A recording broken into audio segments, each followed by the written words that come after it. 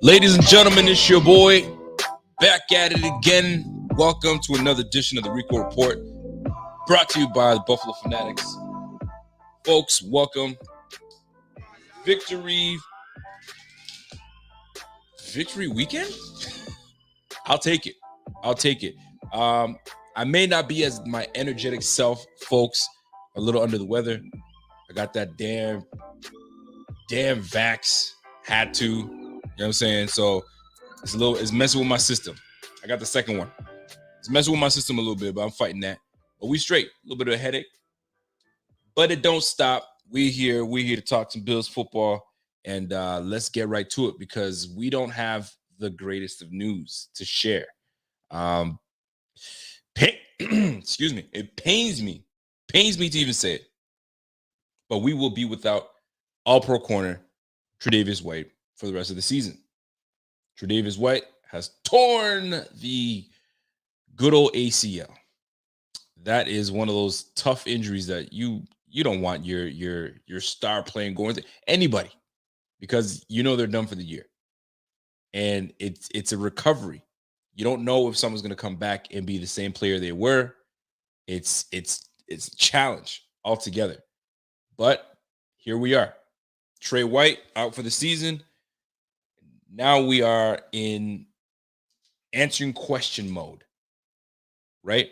Who's going to take over? Is said person that's going to take over, they've got big shoes to fill. Will they be able to fill the shoes? Well, here's the deal.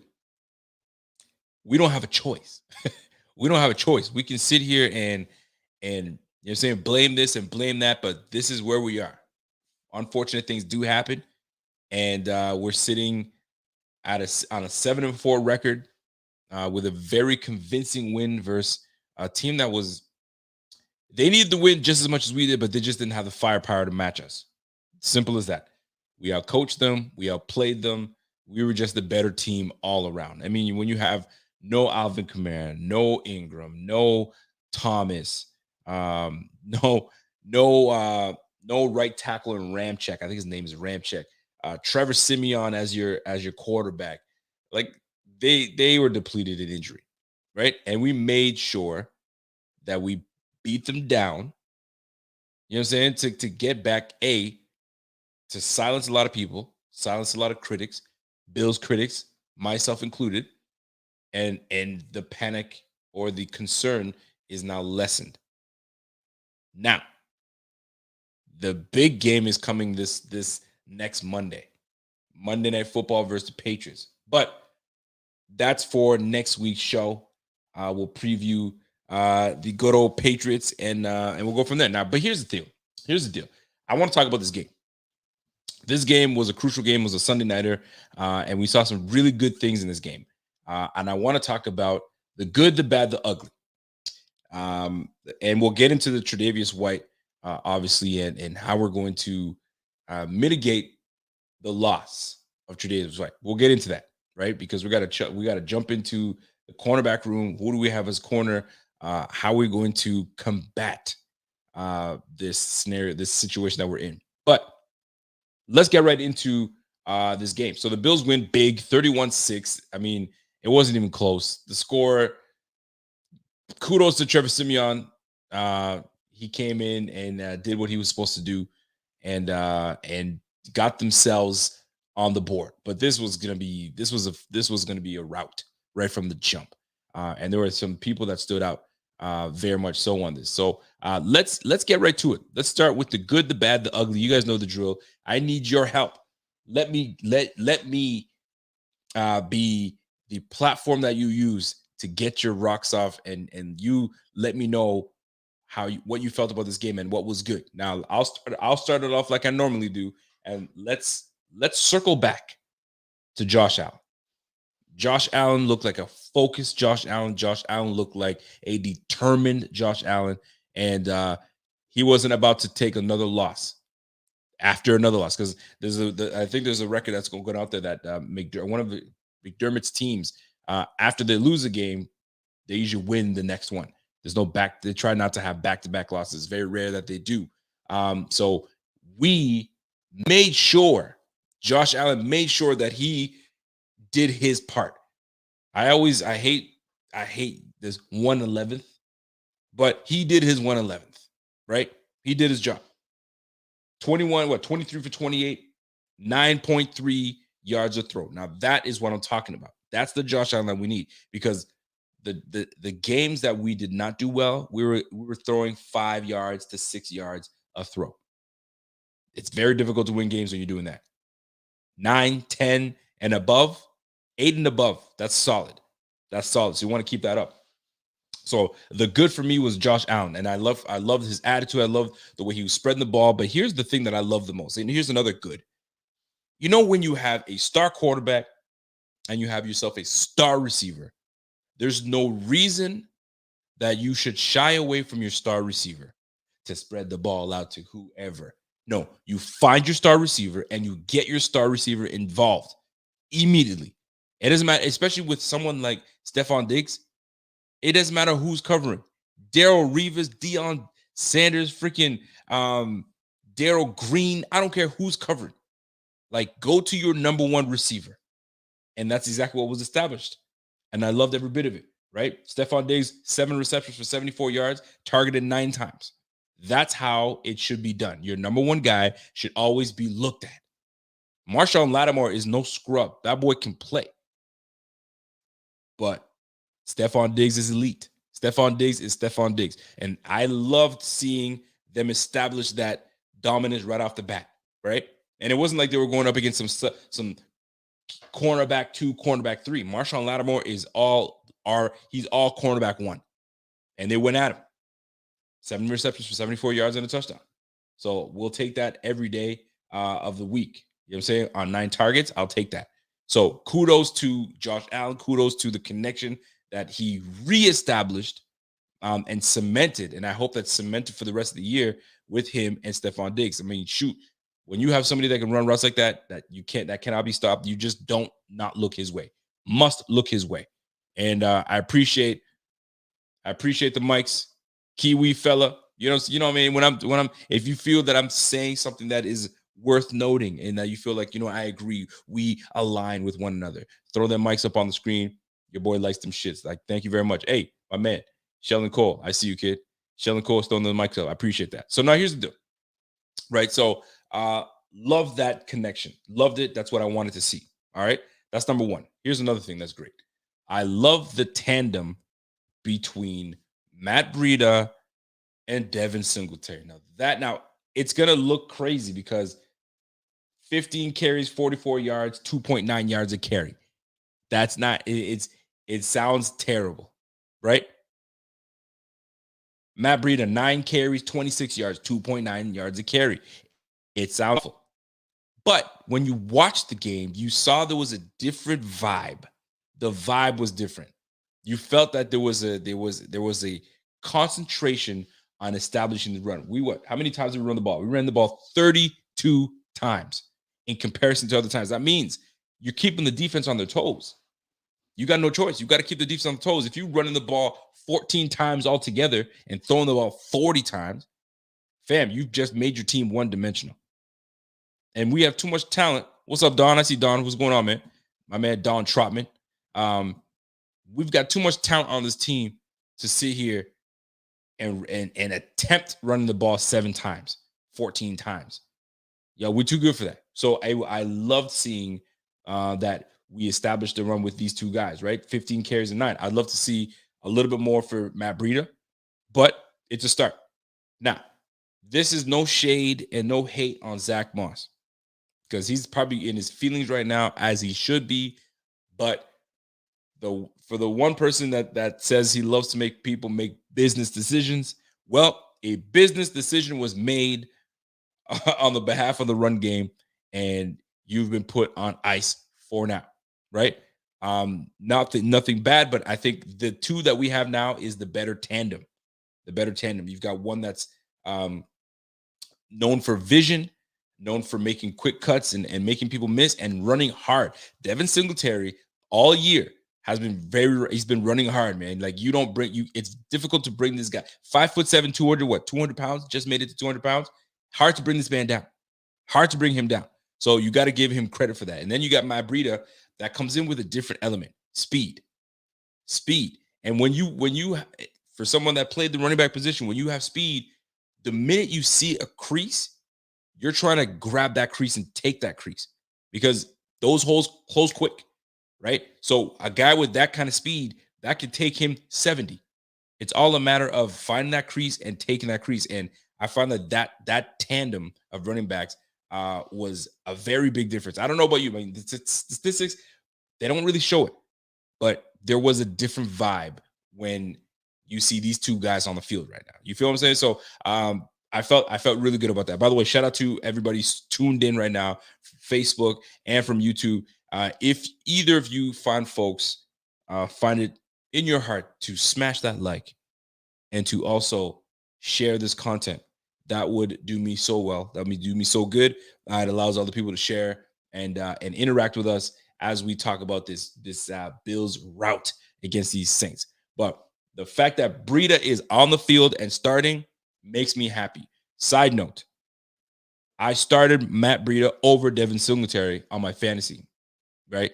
And today, I'm the commissioner of my league, and accidentally, I'm messing around and tweaking some things, and I dropped freaking Devin Singletary accidentally. And it looked terrible if I'm the commissioner of the league and I re-put him on my team. And so I guess what? I had to drop him. And that was that. I tried to explain myself, and ain't nobody trying to hear that. They're like, nah, commissioner, you don't want to be corrupt and all that stuff. So I dropped Devin Singletary. Shame. But my running back stable is pretty good. I got Gibson. I got Tony Pollard, which is a G. If he could be on this Bills team, that'd be sick. I got Edwards-Helaire, and I got Darrell Williams on the squad. So I'm all right. But I'm a little sad that I dropped Devin Singletary. But anyway, nonetheless, the fact that we have these two running backs doing what they're supposed to do, and I'm looking forward to it because we're going to need that element going into next week against New England. So shout out to that squad, right? We're going to keep on the good. Holy crap, Mario Addison and Ed Oliver. Kudos to these bad boys, man. These boys were on it. Yo, listen, Mario Addison leads the team right now with 4 sacks on the squad, right? You think, I mean, I'm thinking like who else would be the leader on this team getting sacks? And I mean, shoot, it would either be Ed Oliver, Mario Addison. Jerry Hughes hasn't had, I mean, he hasn't had a year that we expected him to have, which is normal because he's getting a little older. But Mario Addison has seemed to found the fountain of youth, and he's really doing hard. He's doing a really good job, man. So I'm looking forward to seeing more of Mario Addison and seeing what he's got for this team, man. This is great. So Ed Oliver was an absolute problem. He was a menace. This is two games now of Mario Addison and Ed Oliver really becoming a problem and wrecking things for the opposition. So shout out to these guys, man. And we're coming, and right now they're on a momentum. They're feeling good. They're going to have to step their game up even more with the loss of Tre'Davious White. So I'm looking forward to seeing what the trench life is all about with these boys. So shout out to Mario Addison and our guy Ed Oliver that's having a freaking hell of a year. Welcome back, Tremaine Edmonds. Edmonds was his presence was felt. Matt Milano had a solid game as well. Led the team in tackles with 8 total tackles, 5 solo. But the guys that stepped their game up today in last game, Tremaine Edmonds, Ed Oliver, Mario Addison, Teron Johnson, Matt Milano, top guys on the squad. Love every bit of it. So keep that up. Keep that up. So that was good for me. So anything stand out to you guys that was good? I'm going through the chat right now, and I'm going to check to see What y'all think? I said, my man Ahmad Mathis says, "Yo, I know you will get to it, Rico, but Marquez Stevenson was a little tentative, probably nervous." You know what? Let's get to it right now. I actually liked Stevenson coming into the game, but you guys got to remember, man, rookie number one, number two, the way he got his position is one person got demoted, so pressure's on. Somebody got demoted because they could not field punts and they're muffing punts and all that good stuff. So here comes Marquez Stevenson. He's coming back from injury. He's on prime time on Thursday night. Everybody's watching. So there's a lot of pressure. So I'm going to give him a pass. And I thought he looked pretty damn good at kick returning and punt returning, mostly punt returning. And I'm looking forward to seeing more of Marquez Stevenson. Doesn't need to be in the offense, but right now I need to see him returning those kicks and just have some more confidence in him. I think it was just a little jittery coming into the game, but I think we'll be all right with our guy Marquez Stevenson, right? Rookie. Don't forget, he is a rookie, so we got to keep that in mind. All right. So, what do you guys find that was good in this game? I'm scrolling through. You let me know. My man Christopher McLeod says, "Yo, breaking news: Stephon Diggs detained by New Orleans Police Department for allegedly snatching the ankles of Marshawn Lattimore. Boy, did he ever cha-cha his ass to the end zone." That route was so crisp. You see a route like that is when you're doing it on air, no DB. You're just practicing timing. That looked like those two boys, Josh Allen and Stephon Diggs, were at practice. Yes, we're talking about practice because that's what it looked like. They were, the timing was on the money, and it was on display for the whole world to see. We have an elite receiver. We have a borderline elite quarterback. I don't want to say. He's there. He's pretty on top of things, man. He's one of the best in the game. So I guess I can say elite quarterback. Yo, you put those two people back on. You put them on the same page. You're set. We don't got to talk about nothing else. So yo, every DB's got to watch out for them ankles because them things could get snatched at any moment. Don't test Stephon Diggs. That's the only way I got to say to y'all. So let's continue with the good. I think the good, I'm going to say coaching. I think the coaches really, really got into the mind of this team and said, you guys already know what's at stake. I don't got to tell you too much, but I have to still tell you, y'all, we got to get our shit together because I'm not trying to answer more stupid questions about why we're this and why we aren't doing that and how does it feel to be. No, let's get out there, prime time, win this game, and let's get the heck out of here. And it feels as though that message was sent very clear from McDermott to the rest of the team because it showed with a 31-6 victory. Now, we're playing a team that was depleted, but we're also playing a team that's got a very good coach in Peyton, right? And there was no answer. Sean Payton had no answer. The Bills just were all over the Saints. So I'm going to leave it at that. So altogether, a very good game. 31, it was 31-6. It was just a pure domination from start to finish. There was no answer. No answer whatsoever. If you guys have anything good that you want to add up, go ahead because we're going to get right to the bad. And the things that we felt that were bad in this game. All right. So let's get right to it because I'm gonna get right into it. The bad. Now, most people will not agree with what I'm saying. Right? You guys know that I don't shy away from speaking my mind. I know that sometimes you guys will disagree, and that's fine too. But right now,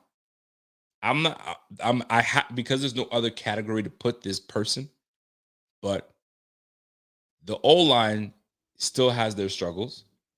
They did much better in pass blocking.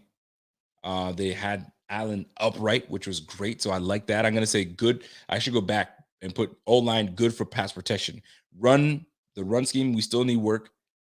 But, man, instead of me talking about it, let me just show you guys. I'll just show you guys because, sometimes you just need to see it for yourself. Pay attention if you don't mind, please. Yo, watch Deion Dawkins, man. I don't know what's going on with Deion.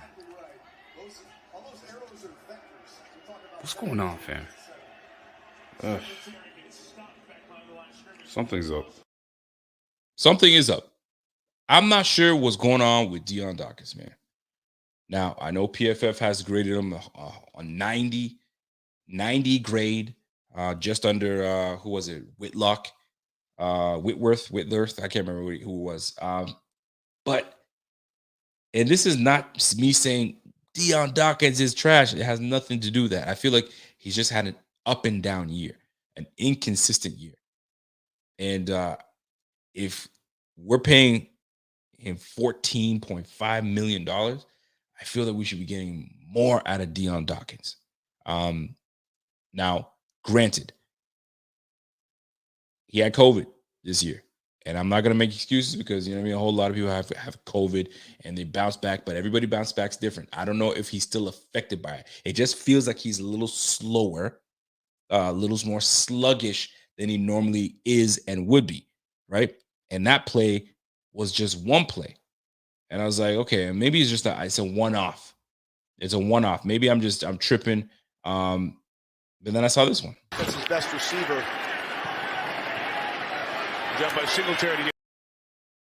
Pay attention to the bottom of the screen. It goes by quick.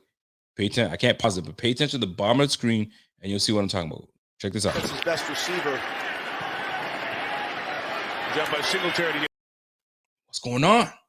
You feel me? And some people might say, "Yo, Rico, you're hating. You're looking at. You're just picking on him." And it's not a matter of picking on. Trust me when I tell you, I like Deion.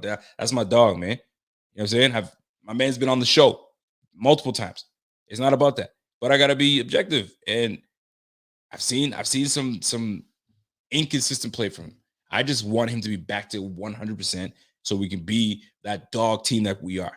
Because I feel like we're not playing as good as I think the talent that we have on this O-line, right? I love Deion Dawkins. That's my cat. You know what I'm saying? Mitch Morse is one of the better centers in the game right now. And Darrell Williams seems to be more cemented and planted at right guard than right tackle. And then when we get Spencer Brown back, somebody will be a much better line. But golly, we need to be more consistent on that line. And I had to say it, but I got to keep it real, right?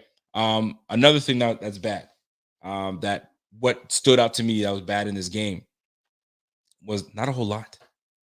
This was a straightforward come in, win this game, and let's get out of here. Special teams was solid. And that's another thing, by the way, I love special teams. The coverage, getting downfield was great. You'll keep that up. Loving every bit of it, but there's not a whole bunch of bad. So can y'all help me with the bad? I need y'all to help me out. Like anything that stood out to you that wasn't great.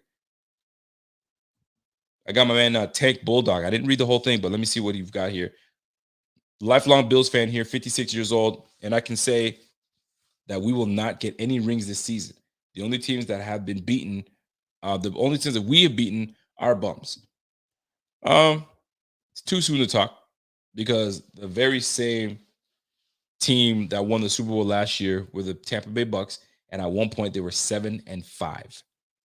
And then it took one game, and then they were rolling. Everybody was clicking on all cylinders, and they were rolling and won the whole damn thing.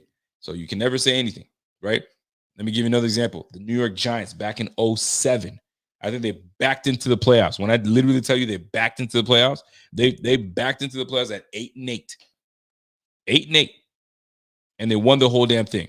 And you know what the crazy part is? They played the New England Patriots, the 17-0 New England Patriots, and played them real tough and lost to them. But still, that was something that kind of sparked them and then went into the playoffs. And guess what? They won the whole damn thing. So you can't just start, you know what I'm saying? Oh, we're not going to get in. We're not going to make it.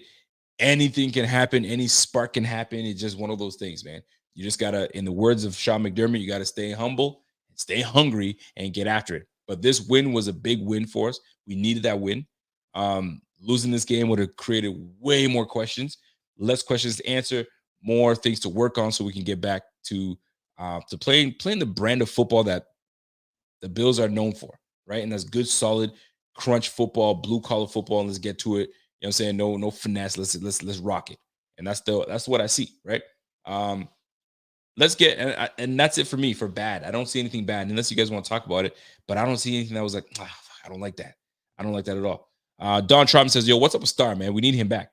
we do need Star back, but I guess he's got to go through the protocol. I mean, it only makes sense that he would be back next week, right? It's been over 10. It's gonna be over 10 days by the time we're ready to go. So we should be able to get him back as well as Spencer Brown. I hope. I have no idea how this whole situation works when it comes to the COVID situation, whether vax or non-vax or whatever the case is, and how much time you get off. But from what I understand, 10 days is what you're supposed to, be off, and then you're back it. That's exactly what happened to Aaron Rodgers. He did 10 days and he was back at it. So I'm assuming that we're going to have our guys back. But man, it'd be nice to have every single one of our pieces back on the squad. It definitely would. Right? Now, secondly, we're going to go to, I've got a super chat coming in from a man, Jason Miller. What up, Jason? Says, yo, Allen's interception lately, even last night, are bad. I get one last night was because his arm got hit, but turnovers hurt. Let's talk about that. We had 4 turnovers last week, and we can't give the ball up like that, right? And that does kill us. So let's talk about the interceptions. There's one interception interceptions are going to be thrown, all right? But it's just what it is. It's not that it happens. You're trying to fit. This is what happens when you're trying to establish and fit and force footballs into your star receivers. It's going to happen, right? You force feed a little too much. Some people start seeing your tendencies and they jump the route. And that's exactly what happened. I guess his eyes were locked in on Stephon Diggs and boom, picked off. It happens. And then the other one was his hand got hit. Now, who allowed that to go through? I have no idea. I hope it's not Deion Dawkins that let his man go through. But O-line, for the most part, kept Josh Allen upright. But Deion did not have a good game. Deion stood out to me so much. There was one play that he just got blown by, and lineman nearly took out Josh's legs, like bad, right to his legs, got him right on his ass. I was like, come on, D. You got it. Deion, we got to get it together, man. I don't know what's going on, but we got to wake up. We got to get it together. But the interceptions happen. Interceptions do happen. I want to show you guys something, because a lot of folks it's easy for us to think that, okay, we're not where we need to be as a team. We're not where Josh is not playing as well as he was playing last year. I hate to break it to y'all, but Josh is playing just as good, if not better, than he was last year. It just doesn't feel this way because I think we have expectations, right? He surpassed our expectations last year by throwing for 35 plus 100 yards. You know what I'm saying? Over 30 touchdowns. Like he did a fantastic job, but now we have expectations, right? And sometimes we got to temper our expectations, because now that he gave us what we gave us, we want more. We want more. We want better. We want top notch. But fam, it ain't gonna happen. It ain't gonna happen. So just to give you guys perspective as to what we're looking like right now when it comes to Allen's development last year compared to this year. Let me just read it. Oh, shit, my phone just died, so I can't even do it. But he's actually line for line pretty much the same. Completion percentage around the same. Yards around the same, actually. I think he's got more yards than last year. Touchdowns to interception ratio around the same. So nothing. He's playing just as good, if not better. And guess what? He's playing in year 2 of after the breakout, where people have the book on him, right? Okay, we saw what you did last year. We know what you're all about, right? With probably the O-line is playing worse. You feel me? And he's still got the numbers that he's got right now. So shout out to Josh Allen. Shout out to this offense is making it work. And it's just that people are onto us. They know what we're about. You know what I'm saying? So, and we've got to make our adjustments. And slowly but surely we will. All right. Let's get right to the ugly.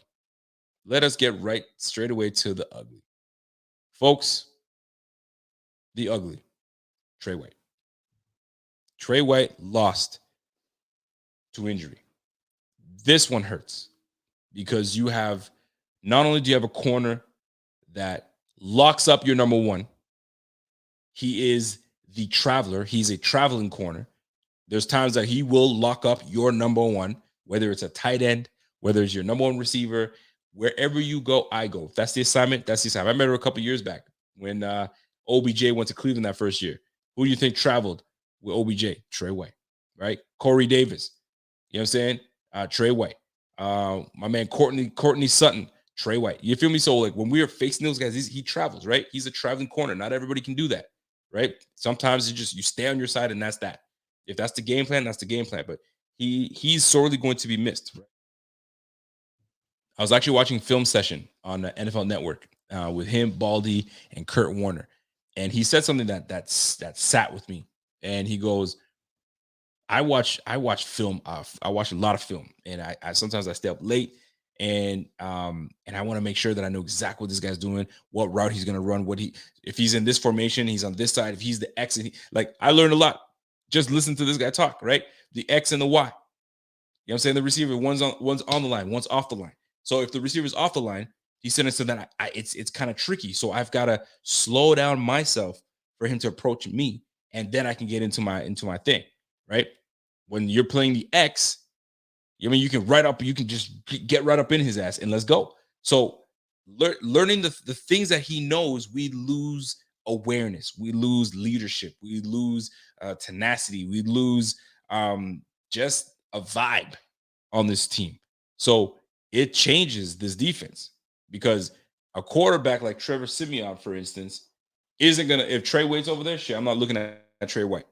I'm not even looking at that side. I'm just gonna stick to this side. Trey White being gone, the whole field opens up. Now I can go anywhere.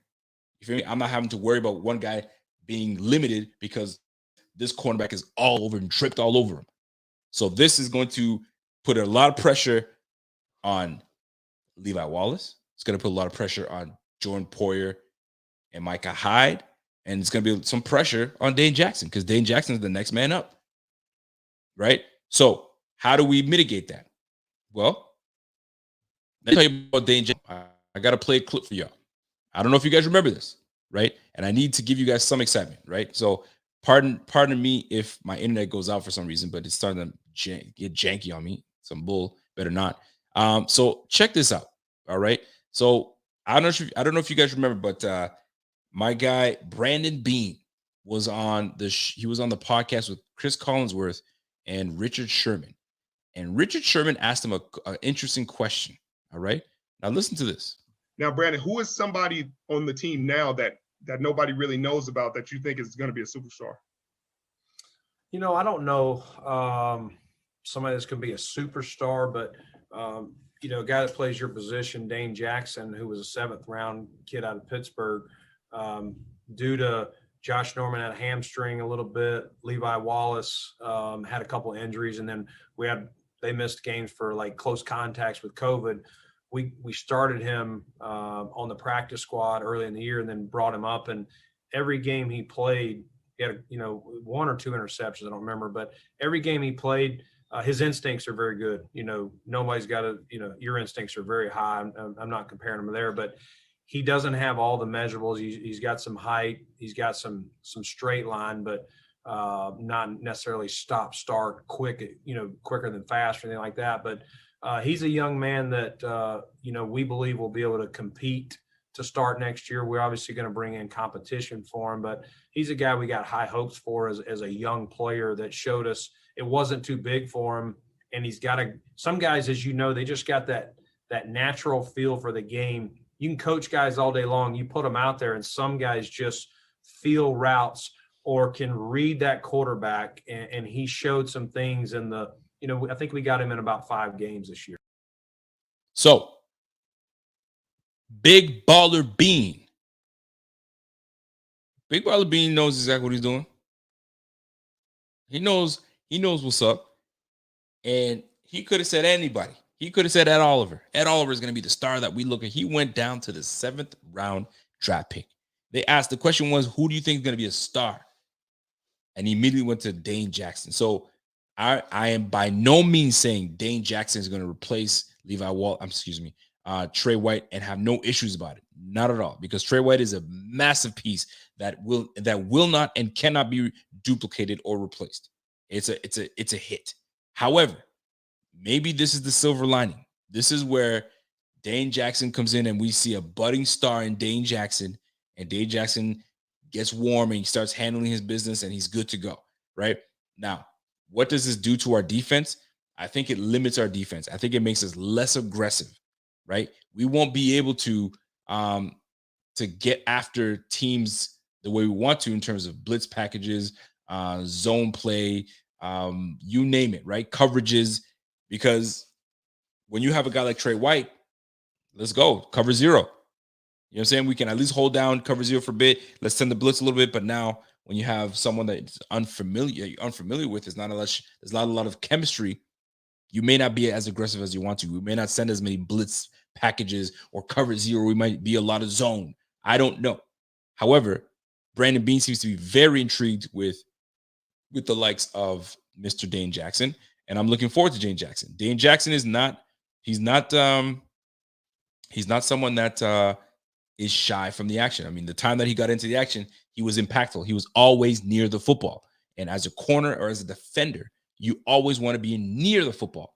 You may not be, you know what I'm saying, tight coverage and right on the person's hip, but if you're around the football, deflections, fumbles happen, and you're there to take advantage of opportunities. So Dane, good luck.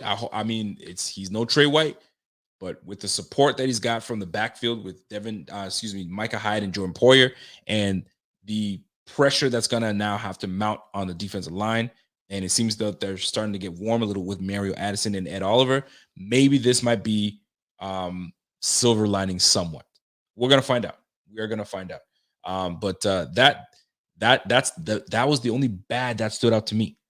The only bad was that, man, the injuries that happened, and the one that are significant, and that's to Trey White, right? You've seen people that are on the sideline, and when it's happened, Tremaine Edmonds was out, right? The Colts ran all over us. We had no Star Latulele. Colts ran all over us, right? So little things like that, these injuries, these time off, availability, you not being available does hurt the team. But I'll tell you this, you know what doesn't hurt this stream that we're streaming right now? The fact that we have 341 viewers watching right now. So do me a favor. My math isn't the greatest, but there's 328 people viewing gracefully. Thank you very much. But I only see 12 likes. So do me a favor, for the algorithm purposes, smash that like for your boy. It allows people to see, whoa, what's this video getting so many likes? Let me click on it. And then boom, we earn more followers. And that's how we do. So do me a favor, smash that like. Let me see that like go back. Let's see that like go up, and we go from there. All right. So moving on to the next topic. I made some observations, and in these observations in this game, there was a couple things that stood out to me, and one of them being, and I want to go back to it because this is going to be something that's going to aid us going forward, and this is this run game, and the fact that Matt Breida and Devin Singletary are the two main backs, it makes me happy. It's number one. It makes me think that, okay, this staff is seeing what the fans are seeing, right? Think about it. How long we've been crying about, man, we got to get Devin Singletary in. We got to get him more touches. Let's get some speed on this field. Let's get Matt Breida in. Matt Breida comes in and does well. So we're thinking, okay, well, then Matt Breida is going to be the one that takes over, right? Matt Breida is there now, the number 2 or number 1, whatever you guys want to call it, running back. And it just changes everything, right? So love to see it. That's one thing, that's the observation that I made. And I love that we are now going to have an established, or at least we're going to try to establish the run more. And now make teams have to step up and really be there, because speed kills. And if you mess around, listen, Breida will do it to you. You saw his days in San Francisco. He will do it to you. All they need is a crease, and they're gone. Devin Singletary has been running hard, so I'm really intrigued with this tandem. I'm super happy about that. So another thing that stands out to me as well is this defensive front. The observation I made is that we've got a lot of money tied up in that front. We've got a lot of money tied up in that, and next year there's a lot of movements that are going to happen, right? Butler might be gone next year, right? Not that it matters. I think the only person under contract, obviously, Boogie Basham and Greg Rousseau are there, Ed Oliver, and I think there's one more player that's under contract, and the rest are not. So that defensive front is going to take a hit next year. So this is the time, man. This is where we have to make sure that we take full advantage of this defensive line because next year is going to change completely, right? So I'm looking forward to it. Somebody's asked about Zach Moss. What about Zach Moss? What about him? Zach Moss was taken out and deactivated because game plan says that we need more speed, we need more elusiveness, and we need more decisiveness. When you are not decisive and you're chopping your feet in the background, you're losing yards and you're not getting enough. We're not getting the production that we need out of you. Changes got to be made, and that's exactly what was done. And that's not the only place it was made. McKenzie, change was made with Stevenson coming in, right? Change was made at the running back room. Change is going to be made, and that's what tells me that the front office knows what's at stake, and they're going to do everything they can to get these dubs. And I'm all for it. I am completely all for it. So we're gonna have to keep that up. Stephon Diggs is doing his thing. You know what I would like to see more of though? Not that I want to see less of this person and more of this person. If they can find a way to get them on the field more often, I would love it. But Gabe Davis, all this guy does is catch his footballs, take the opportunities that he's given, and make the most of them. I'd love to see a little bit more of Gabriel Davis on the field. I think that his big body, his long speed, that would definitely help us out in this regard. That's just what my thoughts are. I just feel like we could use a lot more big body Gabe onto the field. That's just my opinion.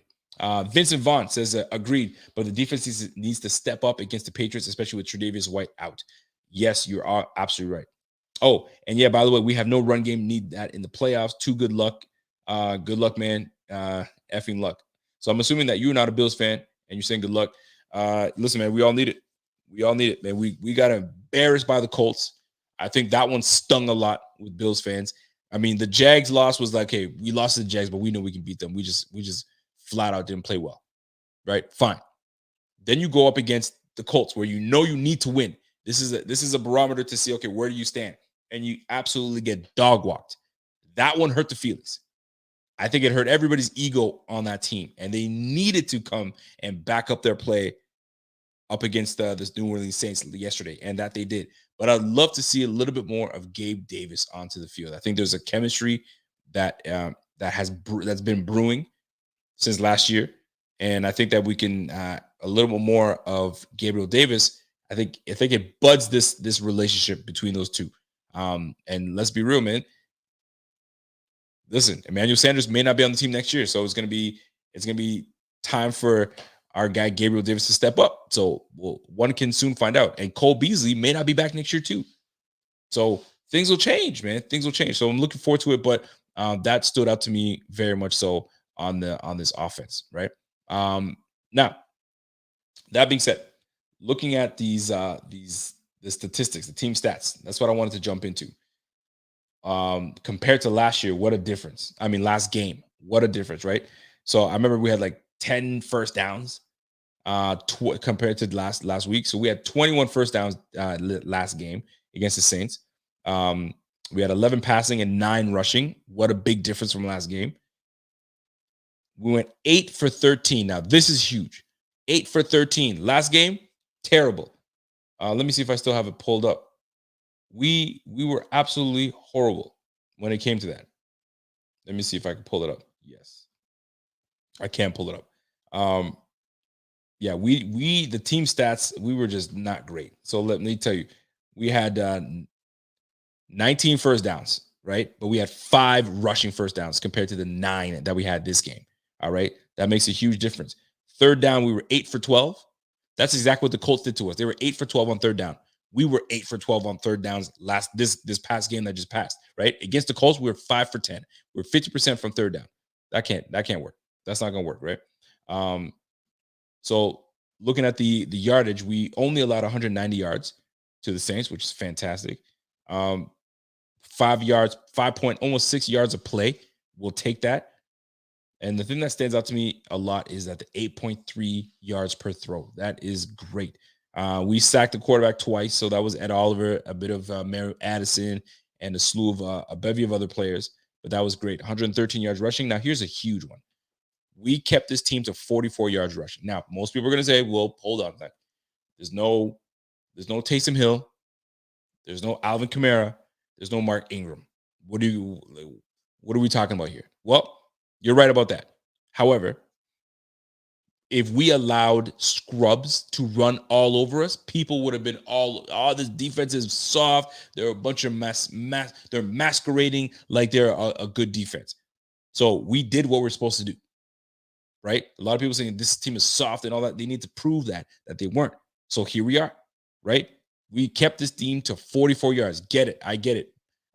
Nobody's scared of Ty Montgomery. Nobody's scared of T. Jones. Nobody's scared of Dwayne Washington. And nobody's scared of those three, especially Ty Montgomery, former receiver / these now he's a running back. Ain't nobody scared of that. So whenever you're not scared of a run game, i.e., when teams are playing us, they tend to, let me handle that. Yeah, I'm going to force you guys to pass. Well, these guys, we kept them on their toes. We were unpredictable. They didn't know what we were going to do. So shout out to Brian Dable that created a great game plan to go up against these damn Saints. Here's another thing that stood out to me. Red zone, we were 2 for 4. That stood out to me. I mean, if we're going to be in red zone, man, we at least let's get 75%. You know what I'm saying? Like, we got to be able to get in there and actually capitalize, right? But the one thing that stood out to me very much so is the penalties. Fam, against the Colts, penalties. You want to know how we were doing in penalties? 7 penalties for 56 yards. 7 penalties for 56 yards. 4 turnovers. You come over here to our friends, we had 4 penalties for 35 yards. What a big difference, right? The problem is we're still turning the ball over.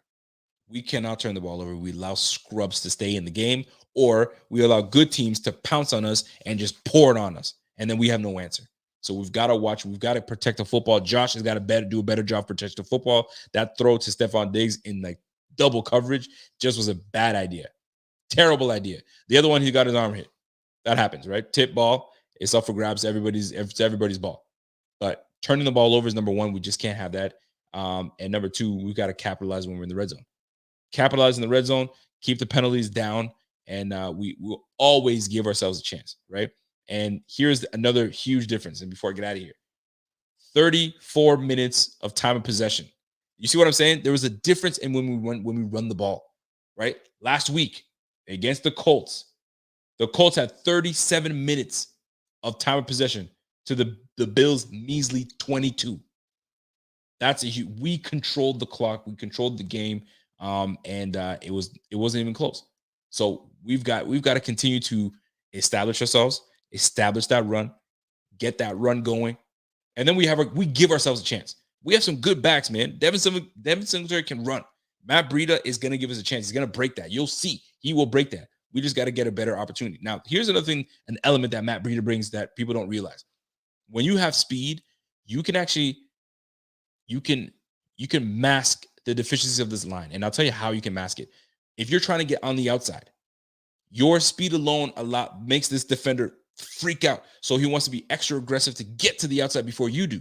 So use your leverage, use your speed, act like you're going outside, and a quick back cut inside, right? And you've got yourself a lane. When you're slow, you're reacting to your linemen, right? Wherever your linemen are going, and you're anticipating where players will go. With speed, I gotta manipulate you. I gotta make you think that I'm going wide and I'm cutting back inside, right? So if you pay attention to how Breida runs, it's leverage outside and then right back inside. Or if it's leverage inside, just to bounce back outside, right? You've got to make sure that you bring that linebacker in so you can make your decision. That's why you see that drill. I'm not sure if you guys remember in the combine. Everybody may laugh at that drill, but there's a guy holding a bean, like a big bean bag or a big dummy. And running back's got the ball in his hand and he makes him shuffle, and he runs towards the guy at the combine, and the combine guy drops the bag and does this. What does the running back do? He has to make a quick decision and go. So a guy like Breida, linebacker's coming in the hole, right? Cut back outside or cut back inside. Speed allows you to do that, right? Vision is great too, but you got to rely more on if you don't have that speed, you got to rely on your blockers, right? Manipulate your blockers and trying to, get up the hole. But with speed, man, speed kills. So it's nice to see Matt Breida back at it and doing what he's supposed to do, man. It's really cool. My man, Randy Bobandy. What's going on, Randy? He says, yo, catch you on the replay, Rico. Great work. Randy, I appreciate you, man. Let me give you that. Let me give you some love, man. Let me give you some love, Randy Bobandy. What's happening?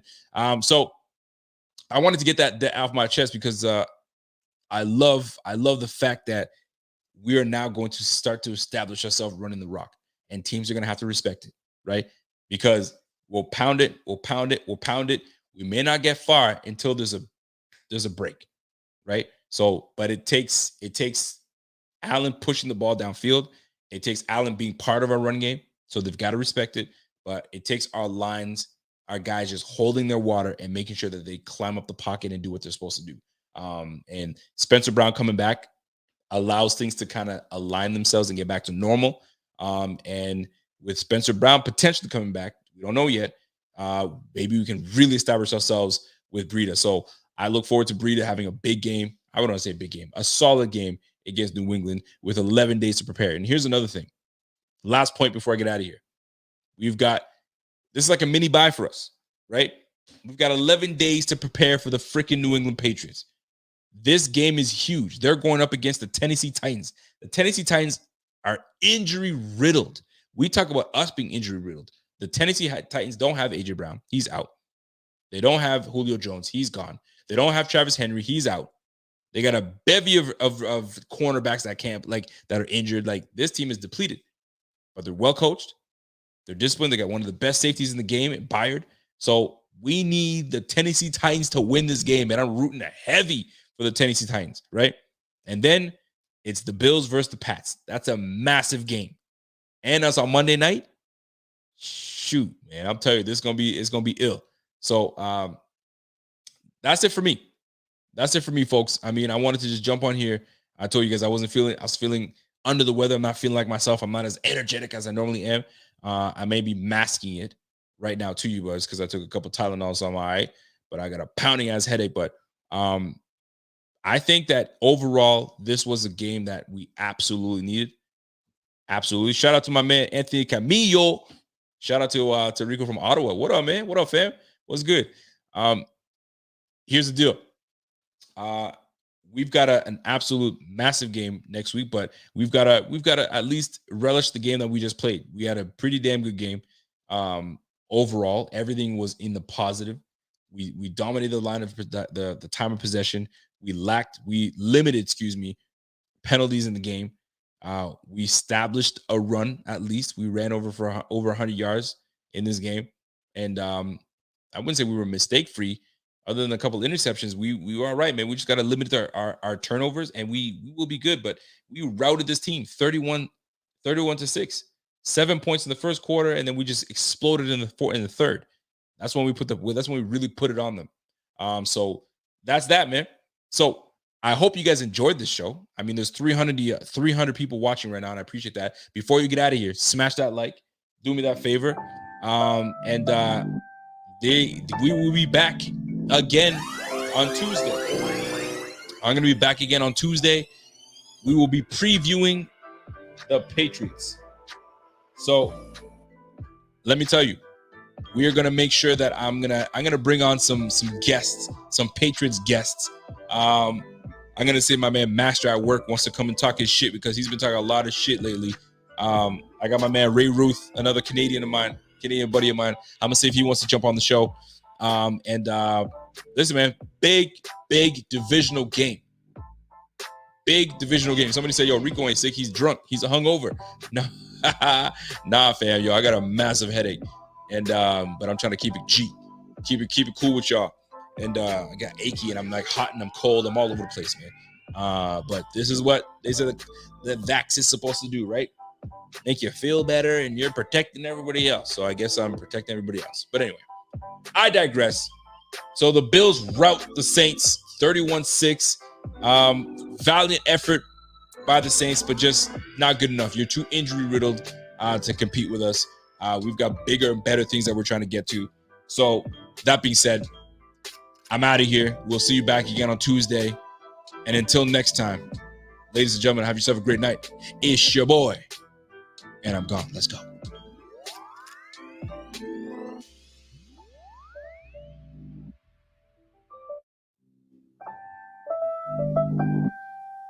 Bye.